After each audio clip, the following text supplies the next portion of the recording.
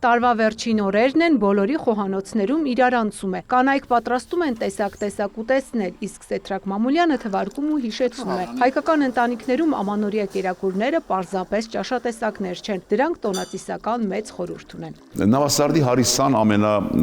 ամենաընդունված կերակրատեսակն էր եւ ամանորին, դա նույն բաղադրությունն է, ձավար եւ միսը կարող է տարբեր լինել բնականաբար տարբեր մարզերում,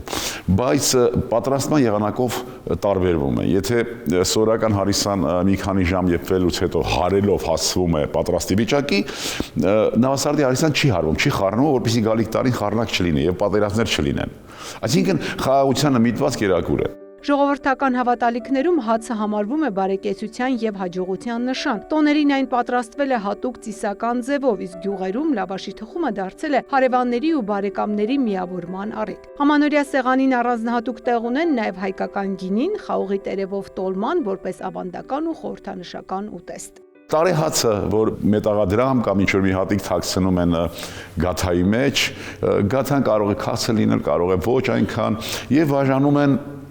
ընտանիքի անդամների թվականակով։ Սրանք այն ծիսականներն են, որոնք պարտադիր պիտի լինեն։ Իհարկե տոլման, ամենատոնական հայկական ազգային կերակրատեսակ պիտի պարտադիր լինի։ Եթե մեծ մսեղիկ են ցանկանում, ապա ամիչը, ասենք բադի, սագից կամ հնդկահավից, դրանք նույնպես հին հայկական հանդական կերակրատեսակներ են։ Շեֆ խոհարարը հորդորում է պատրաստել չափաբաժնով, ճիշտ այնքան, որքան կսպառվի, որպեսզի կերակուրը երկար չմնա սառնարանում ու չկորցնի որակը։ Վատ սնունդը, որ կերան, մարդիկ ուտում են արդեն աստիճանաբար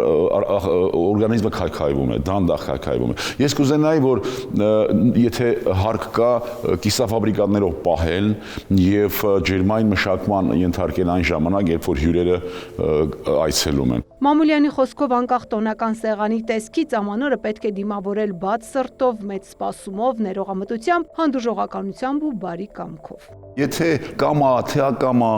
մեկին վիրավորել են, մեկին սխալ են հասկացել կամ գնան եւ հաշտության քայլ անեն